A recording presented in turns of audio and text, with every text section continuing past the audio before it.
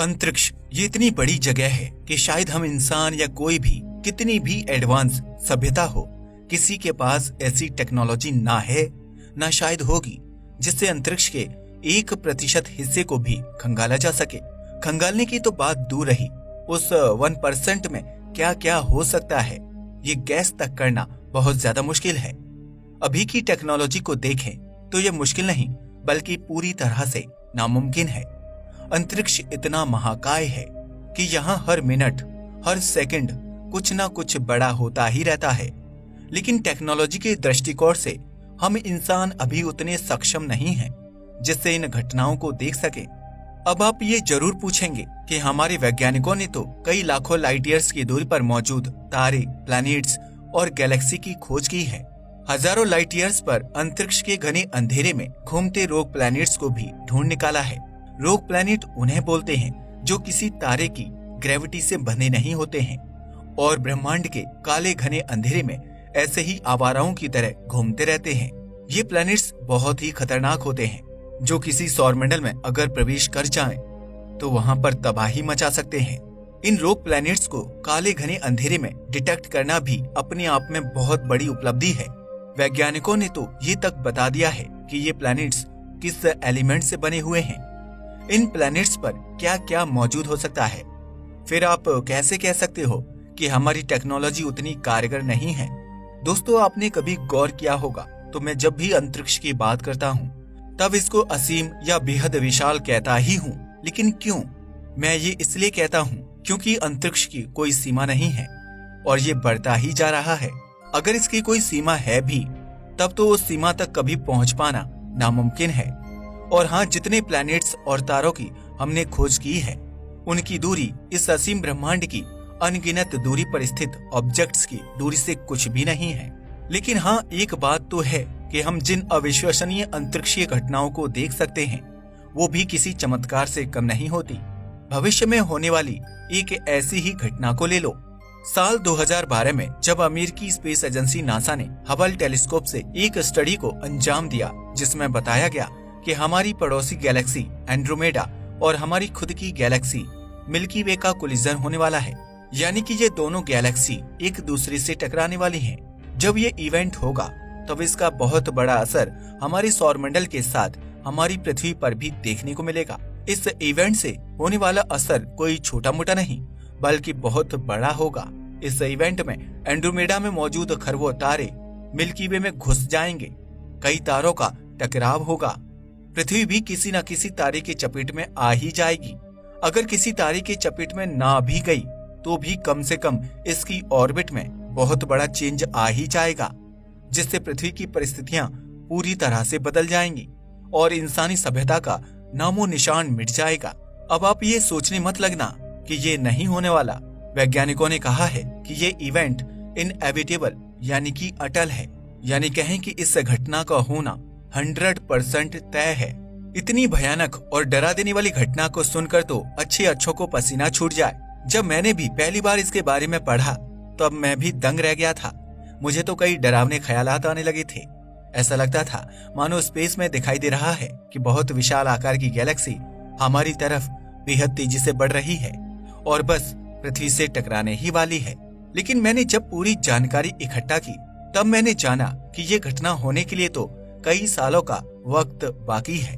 कई सालों का मतलब पूरे 4.5 अरब साल का समय। ये वो टाइम होगा जब हमारे सूर्य की उम्र भी खत्म होने की कगार पर होगी, क्योंकि सौरमंडल के बाकी प्लैनेट्स की तुलना में पृथ्वी सूर्य से काफी नजदीक है।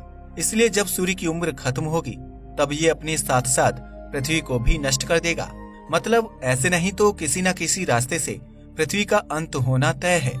लेकिन क्योंकि इस घटना में बहुत समय है, तब तक संभावना है कि इंसान ऐसी टेक्नोलॉजी विकसित कर लेगा जिससे किसी दूसरे हैबिटेबल प्लैनेट को ढूंढ के वहां पर बसा जा सके, जिससे कम से कम इंसानी सभ्यता का नामो निशान मिटने से तो बचाया जा सकता है।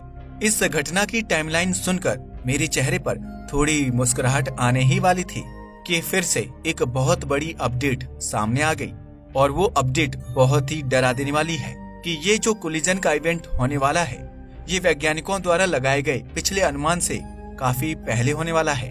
और हकीकत की बात तो ये है कि इसकी शुरुआत भी हो चुकी है। मतलब एंड्रोमेडा और मिल्की वे का टकराव शुरू हो चुका है। दोनों गैलेक्सीज का जो सबसे बाहरी भाग है, जिसे हेलो कहते हैं, एक दूसरे से टकराना शुरू हो चुका है। आपकी बेहतर जानकारी के लिए बताना चाहूंगा, हेलो अपने अंदर बहुत बड़े पोर्शन में गैलेक्सी के सबसे बाहर की गैसेस, स्पेस डस्ट और कुछ बाहरी तारों को समाये हुए है। मतलब 2012 में नासा ने जो प्रिडिक्ट किया था कि यह इवेंट 4.5 अरब सालों के लंबे समय के बाद होने वाला है, इसकी शुरुआत तो अभी से शुरू हो चुकी है। अब मुझे पता है कि आपको इस कोलिजन के बारे में जानने से ज्यादा इस कोलिजन का असर हमारे घर यानी कि पृथ्वी के ऊपर क्या होने वाला है, ये जानने में है। दोस्तों, इस कोलिजन यानी कि टकराव से होने वाले असर से जुड़ी दो खबरें हैं, एक बुरी तो दूसरी अच्छी। अभी ये जाने कि आखिर इसका असर क्या होगा। ये जानने से पहले हमें इन दोनों गैलेक्सी से जुड़े कुछ महत्वपूर्ण तथ्यों के बारे में जान लेना जरूरी है। क्या होगा अगर घर का बेस मजबूत नहीं होगा तो घर भी ज्यादा मजबूत नहीं होगा, जाहिर सी बात है। इसीलिए घर को सालों साल टिकने के इरादे से बनाना है तो बेस जितना हो सके उतना मजबूत करो। उसी तरह किसी चीज को गहराई से समझने के लिए उसके बेसिक्स समझना जरूरी है। एंड्रोमेडा हमारी पड़ोसी गैलेक्सी है और पड़ोस की सबसे बड़ी गैलेक्सी भी है। ये हमारी मिल्की वे से साइज में लगभग 2 गुना बड़ी है।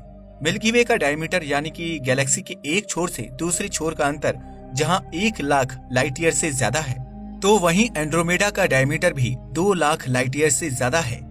वैज्ञानिकों के अनुमान के मुताबिक मिल्की वे में जहां 100 से 400 बिलियन यानी कि 100 से 400 अरब तारे मौजूद हैं, तो वहीं एंड्रोमेडा में तकरीबन 1 ट्रिलियन तारे हैं, जो मिल्की वे से 2 गुना से भी ज्यादा है। अब एंड्रोमेडा अगर हमारी पड़ोसी है तो क्या हम इसे देख सकते हैं? हाईटेक टेलीस्कोप्स और यहाँ तक कि नॉर्मल टेलीस्कोप से भी एंड्रोमेडा स्पाइरल शेप में नजर आती है।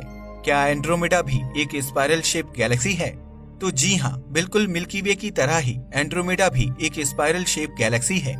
दरअसल दोनों ही हमारी गैलेक्सी के लोकल ग्रुप के सदस्य हैं। मतलब इस हजारों गैलेक्सी के साथ ये दोनों भी इस ग्रुप का हिस्सा हैं।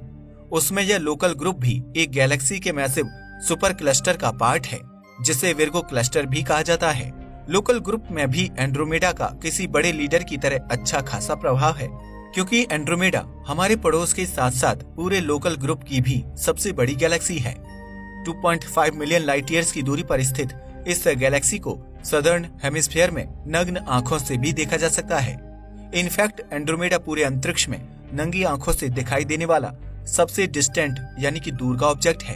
अब सोच कर देखो, इतनी दूर से ट्रेवल करके ये हमारी गैलेक्सी से टकराएगी तो क्या होगा। पहले तो ये बता दूं कि जितना विनाशकारी यह टकराव सोचकर लग रहा है, उतना ये विनाशकारी नहीं होगा, क्योंकि कुछ एक प्लैनेट्स तारों की टक्कर हो सकती है, पर गैलेक्सी में तारों के बीच का अंतर काफी ज्यादा होता है, जिस वजह से ज्यादातर तारे ग्रेविटेशनल फोर्स के कारण एक दूसरे को थोड़ा बहुत अफेक्ट करेंगे, पर उस विनाशकारी स्तर पर नहीं। लेकिन ये बात तो है कि जब 1 ट्रिलियन तारे 100-200 अरब तारों में घुसेंगे तो इम्पैक्ट कहीं न कहीं बड़ा होगा ही, और पृथ्वी पर इसका असर किस प्रकार देखने को मिल सकता है। दोस्तों, जैसे कि मैंने पहले ही बताया कि इससे जुड़ी अच्छी और बुरी दोनों तरह की बातें हैं। इस कोलिजन का पृथ्वी पर कितना विनाशकारी असर होगा ये डिपेंड करेगा इसकी पोजीशन। कहने का मतलब है हमारे पूरे सौरमंडल की पोजीशन पर। अगर सौरमंडल की पोजीशन कोलिजन के बिल्कुल अपोजिट साइड में होगी तो इसका असर भी कम होगा और यह असर भी देर से दिखेगा। अगर सौरमंडल की पोजीशन उसी साइड पर होगी जिस साइड से कोलिजन होगा, फिर तो ये बहुत प्रलयकारी हो सकता है। जैसे कि पहले बताया है कि कोलिजन से बहुत सारे तारे एक दूसरे से टकराएंगे, मगर ये बहुत कम स्तर पर होगा। लेकिन इन तारों की और प्लैनेट्स की ऑर्बिट में कहीं ना कहीं फर्क तो आएगा ही, और जब किसी भी प्लैनेट की ऑर्बिट में बदलाव आता है तब इसके वायुमंडल में, उसकी रचना में बड़ा शिफ्ट आता है। पृथ्वी के साथ भी यही होने वाला है, जिसके चलते पृथ्वी अगर बच भी गई तो भी यहाँ से इंसानी सभ्यता का मिटना तय है। खुशखबरी तो ये है कि पहले के एस्टिमेट से तो ये घटना पहले ही घटना शुरू हो चुकी है, लेकिन उतनी भी जल्दी नहीं। इस घटना का असली रौद्र रूप दिखने में अभी 2 से 2.5 अरब सालों का समय बाकी है, और तब तक अगर हम ऐसी टेक्नोलॉजी विकसित कर लेते हैं जिससे दूसरे हैबिटेबल प्लैनेट्स पर जाया जा सके, तब इंसानी सभ्यता जिंदा बच सकती है। लेकिन हमें अभी इस बारे में चिंता करने की थोड़ी भी आवश्यकता नहीं है। हमें तो ये सोचना चाहिए कि पॉल्यूशन की वजह से होने वाली क्लाइमेट चेंज को हम किस तरह से रोकें। अगर ऐसा ही चलता रहा तो मैं ये कह सकता हूँ कि कोई एस्टेरॉइड या कोई अंतरिक्षीय घटना से इंसान मिटे या ना मिटे, पर इंसान खुद को ही मिटा देगा, ये पक्का है। दोस्तों, क्या आपको पता है कि हमारी मिल्की वे गैलेक्सी के सेंटर में जो सुपर मैसिव ब्लैक होल है उसका नाम क्या है? हमें कमेंट करके बताइएगा। आज के लिए बस इतना ही। वीडियो पसंद आया हो तो इसे लाइक और शेयर करें, साथ ही चैनल को भी सब्सक्राइब करें। जय हिंद दोस्तों।